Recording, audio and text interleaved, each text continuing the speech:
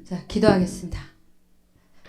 하나님 아버지, 참으로 감사와 찬양을 드립니다. 우리 하나님께서 이 귀한 시간을 허락하셔서 또 우리 주님 안에서 다시 한번 하나님의 말씀과 모든 것을 생각하고 또 다시 한번 우리를 가르치심을 감사드립니다. 남은 한 시간 동안 우리 주님께서 주장하셔서 또 하나님의 말씀 속에서 반드시 우리가 받아가야 될 귀한 말씀 있게 도와주시옵소서. 하나님께서는 결코 손해보시는 분이 아니라는 것을 알고 있습니다. 우리가 이 자리에 와 앉아있는 것은 분명히 하나님께서 우리에게 주실 말씀이 있어서 부르신 것을 믿습니다. 하늘의 신령한 복으로 채워주실 것을 믿습니다. 우리 하나님께서 우리 모두가 다 옥토와 같은 밭이 되어져서 심령이 옥토와 같이 되어져서 하나님의 말씀을 받아서 정말 열매를 맺을 수 있는 그런 옥토가 될 수 있도록 우리 주님 축복하여 주시옵소서. 아버지 하나님, 우리 하나님께서 우리 모두와 함께하여 주실 것을 믿사옵고 이 모든 말씀 우리 주 예수 그리스도를 받들어 기도드렸사옵나이다. 아멘. 두 번째 시간에는 그리스도인의 5가지 신분에 대해서 한번 살펴보도록 하겠습니다. 그리스도인의 신분은요, 성경에서 나타난 것을 보면 크게 우리는 보면 5가지로 볼 수 있습니다. 첫째는 자녀로서의 신분이 있죠. 자녀로서. 두 번째는요, 왕으로서의 신분이 있습니다. 그 다음에 세 번째로는 제사장으로서의 신분이 있습니다. 그 다음에 네 번째는 성전으로서의 신분이 있죠. 네. 마지막으로 우리 신부단장한다 그러죠. 주님 오시는 날에 신부단장을 잘해서 주님을 맞이하자. 마지막으로 신부라는 신분이 있습니다. 그래서 이 5가지 신분을 저는 어떻게 외우냐? 자왕제 성신으로 제가 외우고 있습니다. 여러분들도 좀 외우기가 그렇다 그러면 저를 좀 본따서 자왕제 성신. 천주교에서는 성령을 성신이라고 부르죠. 그죠? 네. 그래서 외우기 쉬워요. 자왕제 성신. 자녀로서의 신분, 왕으로서의 신분, 제사장으로의 신분, 성전의 신분, 신부의 신분이 있다. 근데 우리가 한 그리스도인이 하나님 안에서 이런 5가지 신분으로 살고 있더라는 것입니다. 근데 이 5가지 신분이 다 연관이 있어요. 자녀로서의 신분을 제대로 살지 못하는 자가 왕으로서의 신분으로 잘 살 수가 없습니다. 또 왕으로 살지 못하는 자가 하나님 앞에 제사장으로 또 살 수가 없습니다. 제사장으로 잘 살지 못하는 자가 하나님이 거하시는 성전으로 잘 살 수가 없습니다. 하나님이 거하시는 성전을 잘 지키지 못하는 자가 하나님의 우리 신랑 되시는 예수님의 신부 되는 신분으로 잘 살 수가 없더라는 것입니다. 그러니까 이 5가지는 서로 연합적이고 복합적인 서로 연관이 되어져 있는 그런 의미가 있더라는 것입니다. 먼저 자녀에 대한 신분에 대해서 한번 보도록 하겠습니다. 자녀로서 여러분 우리는 하나님의 자녀죠. 예. 영접하는 자 곧 그 이름을 믿는 자들에게는 하나님의 자녀가 되는 권세를 주셨습니다. 우리는 하나님을 아버지라고 부릅니다. 우리 성경 하나 찾아보도록 하겠습니다.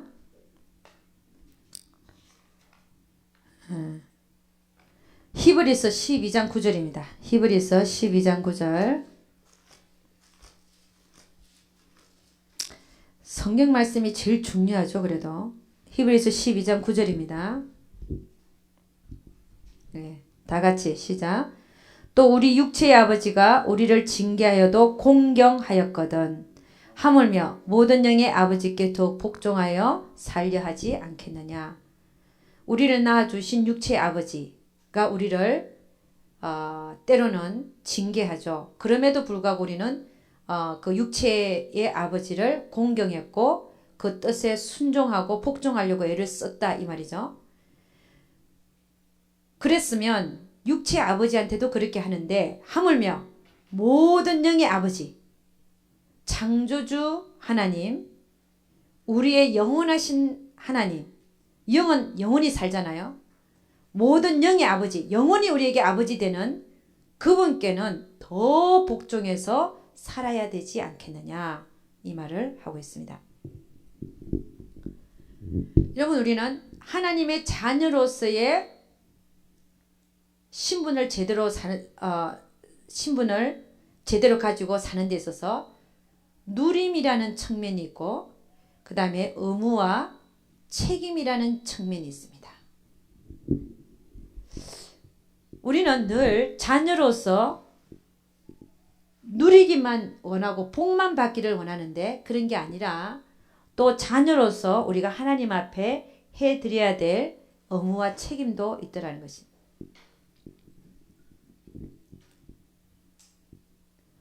우리 로마서 8장 14절 한번 가보죠. 로마서 8장 14절. 로마서 8장 14절입니다. 네. 다 같이 시작. 무릇 하나님의 영으로 인도함을 받는 그들은 곧 하나님의 아들이라. 아니, 영접하는 자 곧 그 이름을 믿는 자들에게는 하나님의 자녀가 되는 권세를 주셨다 그랬는데, 하나님의 자녀라 그래놓고 또 여기는 뭐라고 얘기하냐면 무릇 하나님의 영으로 인도함을 받는 그들이 곧 하나님의 아들이라. 그럼 인도함을 안 받는 사람들은요? 어떻게 생각하세요? 하나님의 인도함을 안 받는 사람들은 누굴까요? 아니, 그냥 물어보는 거예요. 여러분이 자녀가 있는데 너는 진짜 내 자식이야. 너는 그냥 내가 자식이라고 부르고 싶지도 않아. 근데 자식이 아니에요? 자식이죠. 그 얘기예요. 하나님의 영으로 인도함을 받는 자들은 정말 너는 내 아들이다, 이런 칭찬을 받는다는 거예요. 하나님 영으로 인도함을 받는 거가 하나님의 아들이다. 그러면 여러분, 우리는 누린다고 얘기를 하는데, 자, 이 누림에 대해서 잠깐 한번 보도록 하겠습니다. 누림의 특권이 있죠. 여러분은 뭘 누립니까? 제가 은혜기도원 그 근처에, 제가 은혜기도원에 살 때예요. 제가 10개월을 거기서 있었는데 조그만 트레일러 안에 들어있었어요. 트레일러. 조그만 트레일러. 그러니까 공간이 요거밖에 안 돼. 요 정도밖에. 근데 거기서 들어있으면서 저에게는 어떤 시련이라고 그런 행복한 시기였네, 저한테 사실은. 그 조그만 트레일러 안에 있어갖고 다 이렇게 앉아있으면요, 담요를 이렇게 덮고 있잖아요. 그럼 쥐새끼가, 미국 쥐새끼는 이렇게 작아요. 귀여워요. 회색깔, 요만해, 딱 손가락만 해요. 두 마리가 회색이 눈이 동글동글 해갖고 눈싸움도 저랑 좀 하고 그랬는데, 그 두 마리가요, 서로를 잡기 위해서 파라락 갔다가 이게요 하는데 내가 이불을 덮고 있으면 내 배 위로도 올라가, 지나가. 근데 그렇게 밉게 생겼냐. 우리 한국 쥐는 까맣고 크고 까맣고 징그럽잖아요. 근데 얘네들은 요만해. 그래갖고 회색깔인데 귀여워요. 걔네들이 얼마나 빠르게 잡을 수도 없어요. 그냥. 지나갔다 싶으면 이게 쥐가 지나갔구나, 이럴 정도. 근데 그때인데 제가 이제 차를 가지고, 이제 그때는 차는 있었어요. 차를 가지고 이제 이렇게 바깥으로 쭉 돌면서 그 보니까 한가할 때인데, 그때 참 한가하게 제가 어떤 거리를 운전하고 있었는데 집들이 너무 좋은 거야. 반듯반듯하게 2층 집. 근데 내가 그걸 지나가면서, 하나님, 나는 언제 저런 집에 한번 살아보나 그런 생각을 한 적이 있었어요. 근데 탁 머릿속에 들어오는 게, 야, 천국에 있는 네 집은 저것보다 더 좋아. 그게 들어오는 거야. 그래갖고 내가 하나님 감사합니다. 그 부럽지를 않대요. 순간적으로 그런 하나님의 감동하심이 들어오니까 순간적으로 정말 부럽다가 정말 안 부러워지는 거예요. 얼마나 감사한지. 그게 뭡니까? 누림입니다. 누림이 뭔지에 대해서 개념을 얘기하기 위해서 제가. 근데 여러분, 이 누림이라는 것이, 하나님은 참 공평하셔요. 공의로우시고 공평하신 분이 하나님이신데, 누림이 이 자녀로서의 그 누림을 내가 얼마만큼 잘하냐 많이 하냐는 내가 얼마만큼 하나님께 복종되어져 있는가에 따라서 또 틀립니다. 이게 공의로우신 하나님의 하시는 일들이란 말이죠. 성경에는 이런 말씀이 너희가 남에게 대접받고 자는 대로 남을 대접하라. 이게 하나님 아버지와 나와의 사이에서도 관계 속에서도 그게 적용이 되더라는 것입니다. 내가 아들로서 자녀로서 누리는 것도 내가 하나님 앞에 얼마나 항복되어 있냐에 따라서 내가 누리는 게 더 많아지더라는 것입니다. 할렐루야. 역시 아멘이었군요.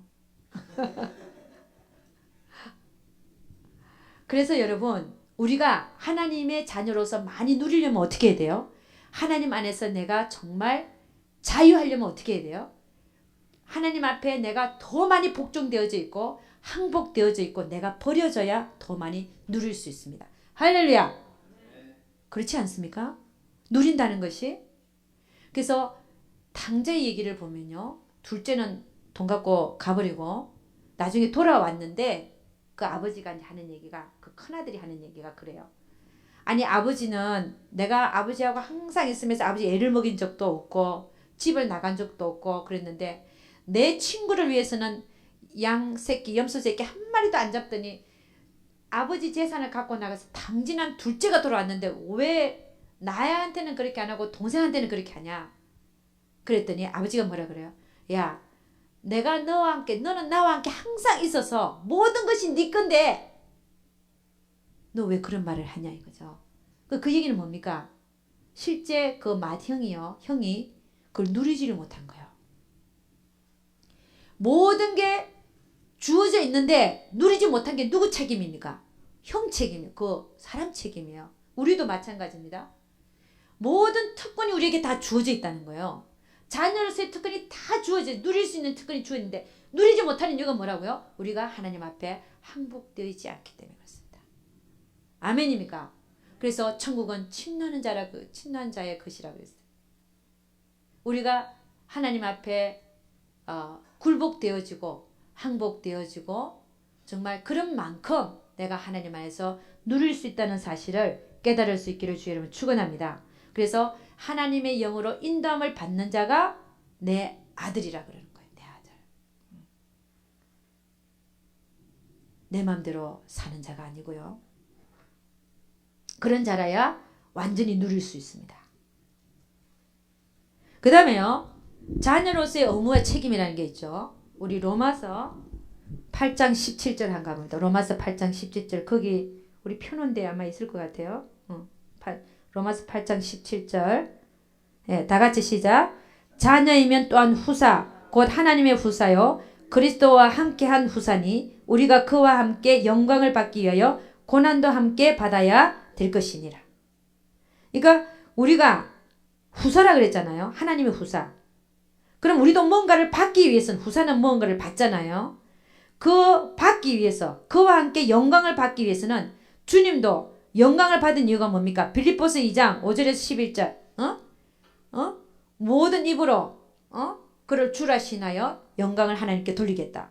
그러니까는 주님도 영광을 받은 이유가 뭡니까? 그렇죠. 십자가에 죽기까지 하나님 앞에 복종했기 때문에 그 영광에 들어갈 수 있었어요. 우리도 마찬가지라는 겁니다. 우리도 그와 함께 고난을 함께 받아야 우리가 그 영광을 함께 누린다는 것이죠. 할렐루야. 여러분 계시록에 가면요. 천년왕국에 들어가는 사람들이 다 들어가는 게 아니라 거기 보니까 하나님과 하나님의 말씀으로 인하여 목배임을 받은 영혼들하고 여러분 목이 베어지기를 원해야 될 줄로 믿습니다. 나는 이렇게 말씀 전해서 왜 이렇게 자꾸 짓궂은지 몰라. 목배인 영혼들하고 그 다음에요. 666 숫자를 받지 않고 짐승에게 절하지 않는 자들만이 들어가는 거예요. 천년왕국. 그 나머지는 어떡하냐. 잘 몰라요. 저도 사실은 적혀있지 않기 때문에. 그러나 분명히 천년왕국에 들어가는 사람은 하나님과 하나님의 말씀으로 인하여 목배임을 받아서 순교한 자. 그러니까 아무나 그 영광에 들어가는 게 아니란 말입니다. 그 영광을 받아서 누릴 수 있는 그런 게 아니더라는 것이. 그러니까 여러분, 우리는 자녀로서, 하나님으로부터 그 후사가 된 자녀로서 그 영원한 곳에서 우리가 받아 누리려면 고난도 함께 받아야 될 줄로 믿습니다. 그러니까 우리가 이 세상에 살면서 저에게도 저는 제가 강의를 하면서도 저에게도 말합니다. 목회하면서 편하게 살 생각하지 말고, 할렐루야, 고난을 사모하시고 남을 위해서 고통당하는 것도 사모하시고. 왜? 그것이 나에게 영광이 될 것이기 때문에. 할렐루야. 예. 내가 희생하고 손해보고 더 드리고 내가 덜 쓰고 내가 좀 불편하고 그런 모든 것들이 하늘나라에 가서 우리에게는 영광으로 돌아오게 될 것을 믿습니다.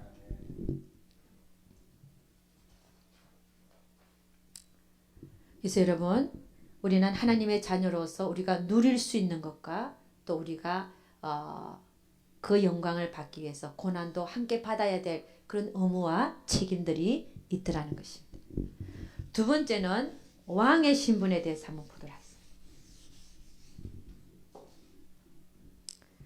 로마서 5장입니다. 로마서 5장 17절 앞쪽으로 가보죠.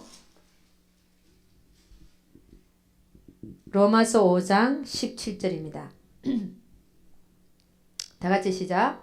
한 사람의 범죄를 인하여 사망이 그 한 사람으로 말미암아 왕노릇하였은즉 더욱 은혜와 의의 선물을 넘치게 받는 자들이 한 분 예수 그리스도로 말미암아 생명 안에서 왕노릇하리로다. 한 사람의 범죄를 인해 사망이 그 한 사람 말미암아 왕노릇했다. 이 누굴 얘기하면, 한 사람은 아담을 얘기하죠. 아담과 하와지만 아담을 얘기합니다. 그 다음에 그 후에 또 생명 안에서 왕노릇하게 하신 분이 있죠. 누굽니까? 예수 그리스도로 말미암아 우리는 생명 안에서 왕노릇하는 자들이 됐다는 것입니다. 이런 왕은 뭐 하는 겁니까? 다스리는 자, 다스리는 자. 근데 생명 안에서 왕노릇한다. 생명은 누구십니까? 예수 그리스도밖에 없죠. 그죠? 그러니까 생명 안에서 우리는 왕노릇 할 수 있습니다. 우리가 생명 안에 있지 아니하면 왕노릇을 할 수 없다는 말씀이죠. 생명 안에 있을 때 우리는 왕노릇을 할 수 있습니다. 그럼 뭘 다스리냐 이거죠. 뭘 다스리냐. 여러분, 우리는 뭘 다스리면서 살아야 되겠습니까? 죄를 다스리고, 그 다음에 사단을 다스리고, 또 나를 다스리고, 환경을 다스리고, 또 하나 더 하자면은 물질을 다스리면서 살아야 돼. 우리는 다스리는 자로 살아야 돼. 안 그러면요, 내가 그들을 다스리는 자가 안 되면 나는 그들의 종이 될 수밖에 없습니다. 내가 그들을 다스리는 자로 사는 자가 아니면 나는 그들에게 다스림을 받는 자로밖에 살 수밖에 없는 거예요. 그래서 우리는 생명 안에서 왕노릇한다. 이게 무슨 말이냐? 내가 예수 그리스도 안에 있을 때 왕노릇한다는. 자, 우리 빌립보서 2장 한가 봅니다. 빌립보서 2장 5절에서 11절 말씀 한번 빨리 읽어보도록 하겠습니다.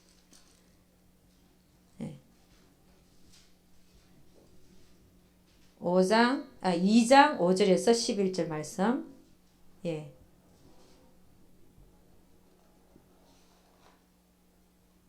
다 같이 시작. 너희 안에 이 마음을 품으라. 곧 그리스도 예수의 마음이니 그는 근본 하나님의 본체시나 하나님과 동등됨을 취할 것을 여기지 아니하시고 오히려 자기를 비워 종의 형체를 가지고 사람들과 같이 되었고 사람의 모양으로 나타나셨으며 자기를 낮추시고 죽기까지 복종하셨으니 곧 십자가에 죽으심이라. 이러므로 하나님이 그를 지극히 높여 모든 이름 위에 뛰어난 이름을 주사 하늘에 있는 자들과 땅에 있는 자들과 땅 아래에 있는 자들로 모든 무릎을 예수 이름에 꿇게 하시고 모든 입으로 예수 그리스도를 주라 시인하여 하나님 아버지께 영광을 돌리게 하셨느니라. 자, 예수님이 높아진 이유가 뭡니까? 하늘에 있는 자들과 땅에 있는 자들과 땅 아래에 있는 자들이 왜 예수 이름 앞에 무릎을 꿇게 됐죠. 먼저 그가 하나님의 복종하기를, 자기가 종의 형체를 가져서 와가지고 사람의 모양으로 와서 십자가에 죽기까지 누구에게 복종했다고요? 하나님 아버지께 복종했더니 그는 다스리는 자로 살게 됐어요. 할렐루야. 이게 무슨 얘기냐? 우리가 하나님을 왕으로 삼지 않고는, 내가 하나님을 왕으로 삼지 않고는 나도 왕으로 살 수 없음을 얘기하고 있다는 것입니다.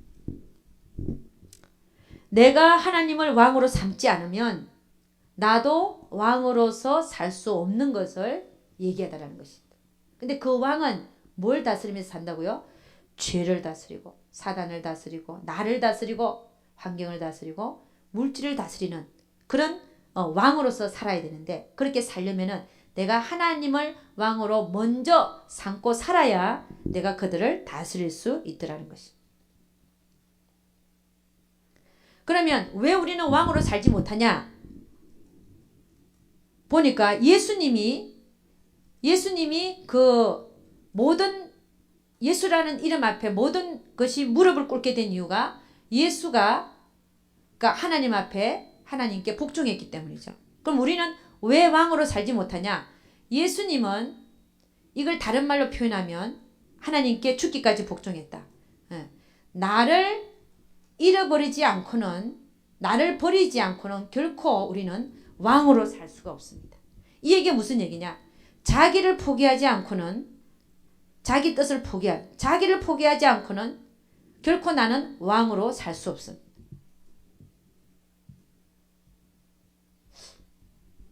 여러분, 그 자기 포기라는 책도 있고, 자기 포기를 하는 자라야 왕으로서 살 수 있는, 다스리는 왕. 그러니까 내가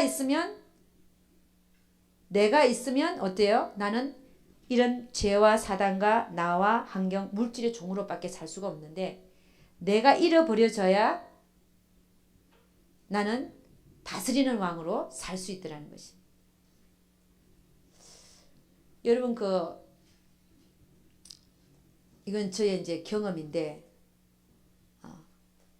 경험을 이렇게 말하는 이유가 강의가 너무 메마르지 않고 또 이제 여러분에게 동감을 얻어내고 이러기 위해서 경험을 말하는 것이지 결코 다른 의미가 아닙니다. 저는 하나님을 너무 사랑하다 보니까, 내가 사랑했어요. 난 참 하나님을 사랑한다 생각했고 하나님을 더 사랑하고 싶어갖고 자기 포기를 하고 싶었어요. 근데 자기 포기를 어떻게 하는지를 모르겠는 거야. 자기 포기를 해야 되겠는데 자기를 어떻게 해야 되는지를 모르겠어요. 막 하고 싶은 마음은 막 많은데, 그래서 제단 앞에 앉아갖고 막 기도를 했어요. 하나님, 어떻게 해야 내가 자기를 포기하는 겁니까? 그때 이제 말로 했는데, 기도를 하는데 하나님 좀 어여삐게 보셨나 봐요. 갑자기 눈을 감고 있었어요. 눈을 감고 막 기도를 하는데, 눈을 감은 상태로 보인다는 건 영이 보는 것 같아. 영이. 내 앞에 어떤 하얀 옷 입은 청년이 내 앞에 와서 앉았어. 이게 계단이 있었거든요. 2개인가 있었어요. 근데 그 계단에 딱 앉는 거예요. 나는 이렇게 엎드려서 제단 앞에서 기도를 하는데 내 앞에 앉았어요. 그게 눈으로 보이는 거야. 눈은 감았는데. 근데 그 청년이요, 흰 옷 입은 청년인데 성경을 딱 손에 들더라고요. 성경 어디서 왔는지 몰라. 성경이 딱 나타나더니 막 가는 거야. 내가 자기 포기를 가르쳐달라고 그랬거든요. 그랬더니 그게 물었던 거예요. 기도하면서 사실은 물은 거예요. 그게 막 가더니 어디로 가냐면은 아브라함한테로 가요. 아브라함한테로 딱 갔는데, 그게 딱 보이는데 아브라함으로 갔는데 그 2페이지에 아무 성경 글자가 없어요. 근데 분명히 아브라함 섹션인데 거기에 한 페이지는 2, 그 다음에 이 페이지는 4 그렇게 써 있는 거야. 그게 자기 포기라는 거야. 근데 그게 딱 보여지는 순간에 자기 포기라는 게 바로 이 아브라함이 이삭을 바칠 때 그 마음이구나. 그게 이제 깨달아지는 거죠.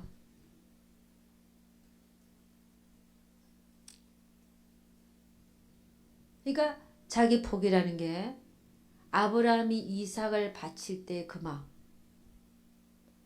자기가 자기 목숨도 아니고 자기 목숨보다도 정말 중요한 차라리 자기가 죽고 싶었겠죠. 그러나 자기 목숨보다도 더 중요한 것을 포기하는 순간 이게 자기 포기라는 사실을 가르쳐 주시더라고요.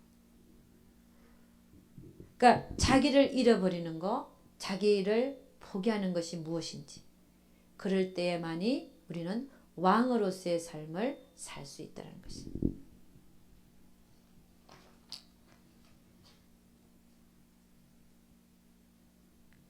자, 여러분 성경에 나타나는 예를 한번 보겠습니다. 왕으로서 다스리는 자로 살았던 그 인물들을 보면 한 예를 보면요. 다니엘의 세 친구, 다니엘의 세 친구의 이름이 있죠. 뭐예요? 메삭, 그 다음에 아벳느고,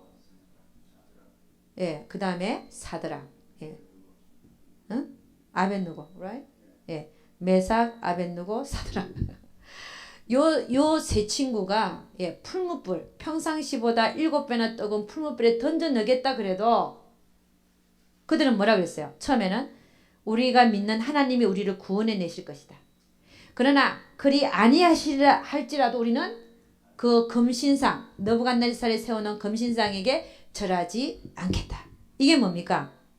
정말 다스리는 자로 사는 거예요. 그러니까 잃고자 하는 자는 얻을 것이고 자기 목숨을 위하여 얻고자 하는 자는 잃을 것이라는 말이. 그러니까 다스리는 자는 목숨을 잃고자 하는 자가 다스리는 자가 되더라는 것입니다. 할렐루야. 이들은 죽음마저도 다스리는 자들이었어요. 할렐루야. 죽음마저도 다스렸다는. 죽음마저도 그들을 제압할 수가 없었어요. 그러니까 죽음마저도 다스릴 수 있다는 것은 다 다스리면서 사는 자들이래요. 아까 우리가 베드로도 얘기했죠. 감옥 안에서 내일 죽는다 할지라도 그는 마음이 평안히 잠을 잘 수 있었던 것은 다스리는 자가 됐기 때문에 그랬다는 것입니다. 여러분이나 저나 주를 위해서 잃고자 하는 자들이 되어져서 다스리면서 사는 자들이 될 수 있기를 주의 이름으로 축원합니다. 그러기 위해서는 하나님을 나의 왕으로 삼지 않으면 안 된다 그랬고 그 다음에 나를 포기하지 아니하면 우리는 결코 왕으로서의 삶을 살 수 없다 했습니다. 그 다음에 제사장으로서의 삶을 한번 보도록 하겠습니다. 베드로전서 2장 9절.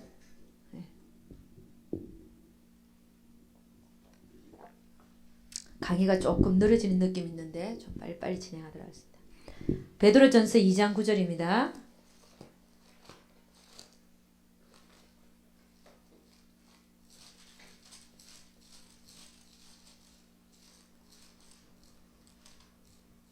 베드로전서 2장 9절입니다.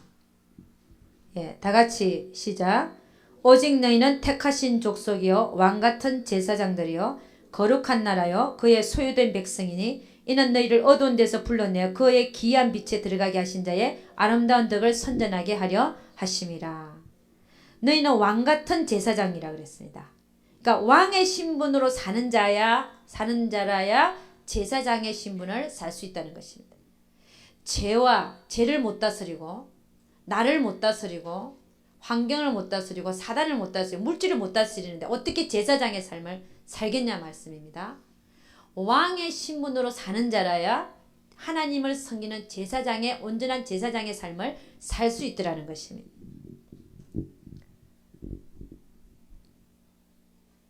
자, 제사장의 신분은요. 여러분 구약에서는 번제라는 게 있죠. 5가지 제사가 있죠. 그죠? 소제, 화목제, 번제, 속죄제, 속건제. 속죄제는 자기 죄를 회개하는 거고 행위의 죄. 속건제는 하나님의 성물을 훔쳤거나 성물에 범죄한 것을 속건제라 그러죠. 속죄제는 죄를 지은 거에 대한 그 다음에 소제는 늘 딴 거와 같이 이렇게 드리는 게 많았죠. 화목제도 마찬가지고. 근데 그 중에 번제가 있습니다. 번제는 상번제로서 아침 저녁으로 피를 흘려 양이나 염소의 피를 흘려서 번제를 드렸죠. 근데 번제만큼은 다른 거는 고기를 먹을 수 있어요. 일부의 고기를 제사장이나 먹을 수 있었어요. 번제는 무조건 다 태워야 됩니다. 뭐만 빼고 가죽만 빼고, 가죽은 진밖에 버려서 진밖에 버리지만 나머지 고기는 각을 떠서 다 태워서 하나님 앞에 향기로운 제사로 드려지는 것이 번제란 말이죠. 그럼 제사장이 날마다 드리는 제사가 번제인데, 이 번제의 의미가 뭐냐? 우리의 몸을, 우리의 삶을 하나님의 뜻을 분별해서 거룩한 산제사로 드려지는 날마다, 할렐루야, 그런 삶이 바로 번제의 의미, 제사장의 의미를 갖고 있더라는 것입니다. 제사장으로서의 삶은 뭐냐? 신약에서 로마서 12장 1절 2절 우리가 읽었죠. 그죠? 하나님의 선하시고 기뻐하시고 온전한 뜻이 뭔지 분별해서, 구약에서는 아침 저녁으로 상번제를 다 드렸지만 우리는 순간순간 그 뜻을 구분해서 내 몸을 하나님 앞에 거룩한 산제사로 드리는 삶이 신약에서의 번제더라는 것이.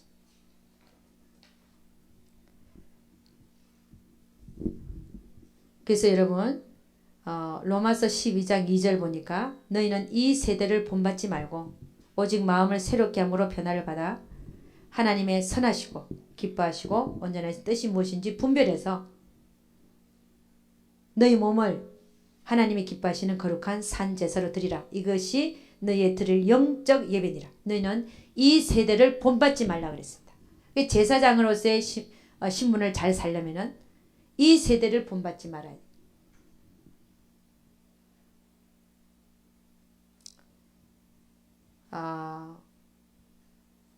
여러분, 우리가 보니까 이 세대를 잘 파악하고 그 세대를 분별하고 시대를 분별하고 이런 건 필요한데, 주의 종들도 말이야 뭘 알아야 된다 이래갖고 계속 TV나 보고 앉아있고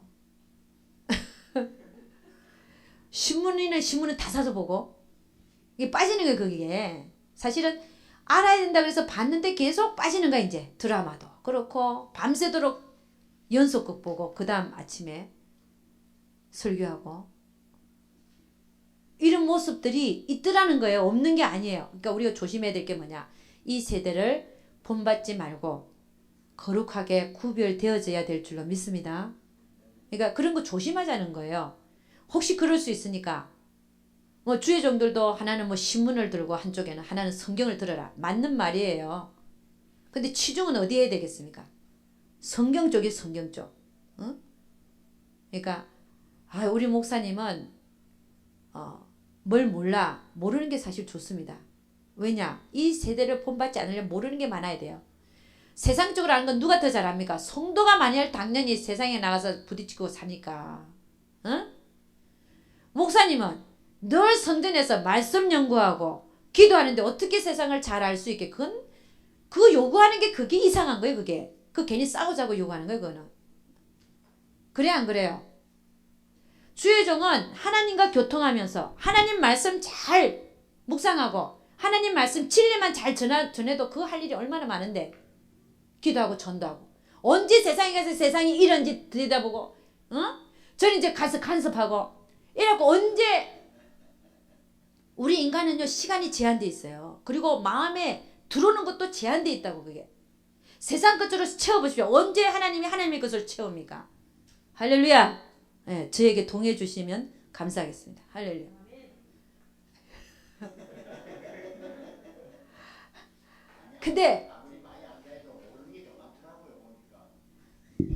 근데 세상적으로 아는 사람들 보면요, 자기가 안다고 떠드는 진짜 알아야 될 건 모르고 별로 알 필요 없는 것들을 잘 알고 앉아있어. 그것도 문제. 하여간 그냥 넘어가는 얘기를 했습니다. 그 다음에 성전 한번 보도록 하겠습니다. 성전 하신 분, 우리 고린도전서 3장 16절에서 17절 보도록 하겠습니다. 고린도전서 3장 16절에서 17절. 다 같이 시작. 너희가 하나님의 성전인 것과 하나님의 성령이 너희 안에 거하시는 것을 알지 못하느뇨. 누구든지 하나님의 성전을 더럽히면 하나님이 그 사람을 멸하시리라. 하나님의 성전은 거룩하니 너희도 그러하니라. 성전의 의미는요. 먼저 우리 몸 하나가 하나님께서 거하시는 성전이다. 그런 의미가 있고 그 다음 에베소서 여기 표시를 해놓고 갑니다. 또 돌아올 거니까 에베소서 2장 한가 봅니다. 에베소서 2장 21절에서 22절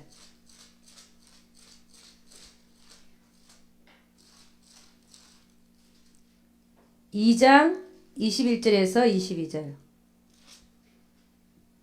예. 다 같이 시작. 그의 안에서 건물마다 서로 연결하여 주 안에서 성전이 되어가고 너희도 성령 안에서 하나님의 거하실 처소가 되기 위하여 예수 안에서 함께 지어져 가느니라. 함께 지어져 가는 그리스도 몸으로서의 성전이 있더라는 것입니다. 우리 한 사람 한 사람이 하나님이 거하시는 성전이 있고 우리가 같이 그리스도의 몸으로서 함께 지어져 가는 그런 성전의 의미가 있더라는 것입니다. 그래서 주님이 뭐라 그랬냐면 내가 보낼 성령 보혜사 성령이 너희에게 오시면 그가 너희와 함께도 거하고 너희 안에도 계시겠습니다. 그렇죠? 너희 안에 있는 건 뭡니까? 우리 자체가 성전이 되는 걸 얘기하고 우리 가운데 함께 거하기도 하신다 그랬죠. 그죠? 우리는 그리스도 안에서 예수 그리스도가 우리가 머리가 되시고 우리가 지체가 되는 그 개념은 함께 지어져가는 성전으로서의 의미입니다. 고린도전서 3장 16절 17절 다시 한번 가보면 너희가 하나님의 성전인 것과 하나님의 성령이 너희 안에 거하시는 것을 알지 못하느뇨. 누구든지 하나님의 성전을 더럽히면 하나님이 그 사람을 멸하시리라. 하나님의 성전은 거룩하니 너희도 그러하니라. 여러분 우리가 하나님의 성전인데 시편 139편에 보면 이런 얘기가 있어요. 하나님은 다윗이 멀리서도 우리 생각을 아시고 안고 일었음을 알고 계시고 그 다음에 뭐라 어디서 눕는 것까지 알고 계신다 그랬어요. 어디서 눕는다는 건 뭘 의미할까요? 여러분 저는요 그 성전을 더럽히면 뭐라 17절이 무슨 얘기입니다. 누구든지 하나님의 성전을 더럽히면 하나님이 그 사람을 멸하시리라. 하나님의 성전은 거룩하니 너희도 그러하니라. 우리 몸이 거룩하게 보존돼야 된다는 거예요. 근데 거룩하지 않은 때가 거룩하지 못하게 하는 때는 더럽히는 자. 더럽히는 자는 하나님 뭐 한다 그랬어요? 그 사람을 멸한다 그랬어요. 여러분 동성연애자들이 왜 에이즈가 걸린지 아십니까? 응? 왜 에이즈가 걸릴까요? 그리고 예수를 믿는 자들이 또 하나님이 하지 말라 그런 짓을 하니까 간음하지 말라 그랬는데 간음하니까 그 사람 중풍병 걸리더라고 보니까. 이건 제가 그냥 보는 거예요. 뭐 정말 100% 딱 맞다 안 맞다 내 그 말을 떠나서 그런 일을 하는 사람 보니까 진짜 그런 일을 하는 목사님도 중풍 걸리고 죄송합니다. 나도 목사지만 장로님도 그렇고 여러분 이게요 참 희한한 일들이에요. 하나님은 정확하시더라고요. 근데 못 깨달으면 이게요 못 깨달은 게 이게 문제예요. 전에 한번 우리 교회의 우리 교회가 아니라 사실은 다른 교회입니다. 뭐 여러 가지 얘기들이 많아요. 근데 그 중에 하나 어떤 장로님이 젊은 자매하고 왔어요. 근데 모든 사람 보기 이상한 관계야. 사람이 보이잖아요. 그렇잖아요. 사람의 관계라는 건 보이잖아요. 내가 보기에는 자매는 30살 정도 됐나. 그 다음에 장로님은 60살이 넘었나. 근데 뭐 교제를 하면서 저는 그 교회 방문해가지고 그 상황을 봤어요. 근데 그 장로님이 얘기를 하는 보니까 뭐 다른 나라에 있더라고요. 저기 부인하고 자녀가 다른 나라에 있고 그 장로님은 여기 뭐 한의학 공부를 하러 왔나 봐요. 근데 한의학 공부하면서 클래스에서 그 자매를 만났나 봐. 근데 그 교회를 나갔대요. 그러고 나서 그 목사님한테 전화가 왔는데 그 장로님이 병원에 쓰러져 가지고 누웠는데 회복이 안 된다는 거예요. 말을 못한대. 실려가서 구하긴 구했는데 뭐가 터졌는지 그럼 말을 해야 되니까 아직까지 또 말 못하고 의식이 안 돌아. 의식도 돌아온 것 같은데 듣긴 듣는데 말이 안 돼. 말을 못하네. 말을. 이게 말이 어눌해진 거죠. 이게 중풍으로 인해서. 눈도 못 뜨고. 눈 못 뜨고 말 못하고. 참 희한한 일이 다 있어요.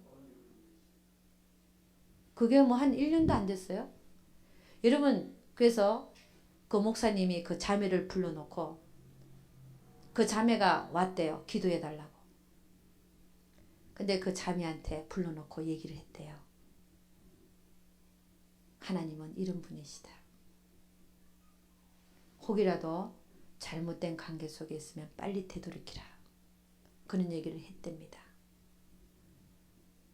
근데 그 말을 또 잘 알아듣냐 그 자매가.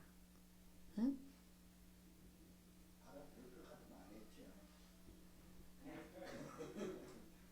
그래서 우리가 이게 이 말씀이 여러분 이 말씀이 우리에게는 해당이 안 된다 그런 얘기가 아닙니다. 너무 아프잖아요. 우리가 그런 모습들을 보면서도 우리도 아프잖아요. 응? 왜 아플까요? 우리가 그리스도의 몸이기 때문에 그렇습니다. 전체적인 몸.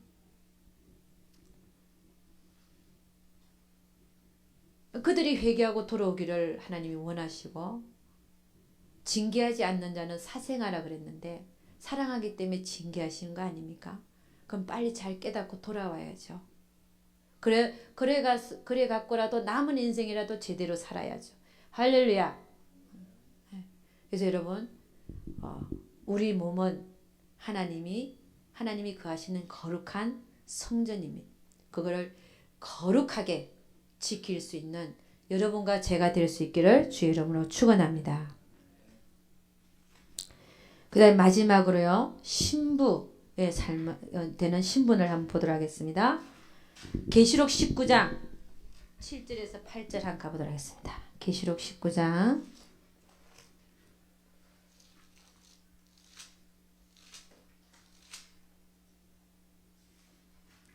7절에서 8절.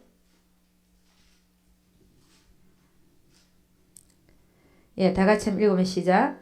우리가 즐거워하고 크게 기뻐하여 그에게 영광을 돌리세 어린 양의 혼인 기약이 이르렀고 그 아내가 예비하였으니 그에게 허락하사 빛나고 깨끗한 세마포를 입게 하셨은즉 이 세마포는 성도들의 옳은 행실이로다 하더라.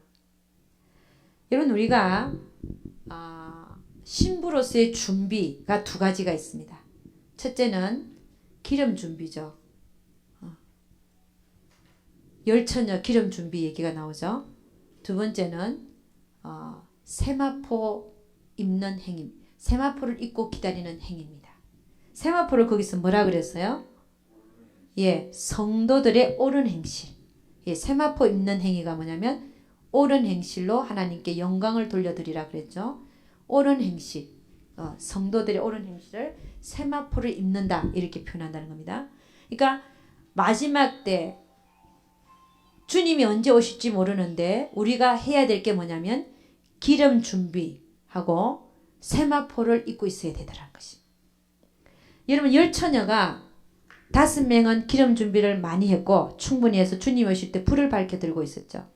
그런데 기름 준비가 덜한 자는 정작 주님 오실 때 불이 꺼져가고 있었어요. 불이 밝은 거하고 꺼져가는 거하고는 차이가 너무 많이 나죠. 그죠? 근데 기름 준비는 많이 하는데 정작 불은 안 켜들고 있는 사람도 있어요. 그러니까 이 두 가지를 다 해야 된다 말씀. 그래서 어쨌든 여러분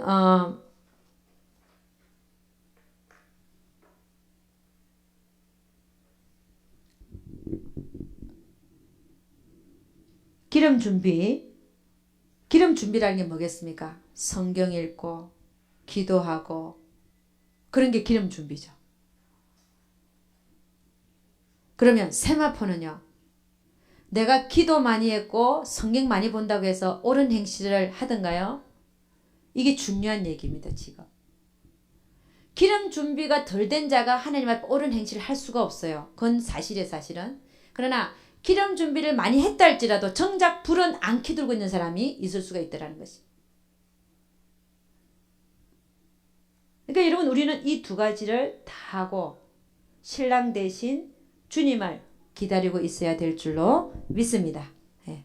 우리 잠깐 주의 한번 부르고 한번 기도합니다. 하나님, 내가 그리스도의 5가지 신분에 대해서 들었는데 거기 쭉 들으면서 하나님께서 나에게 조명해 주신 부분들이 있습니다.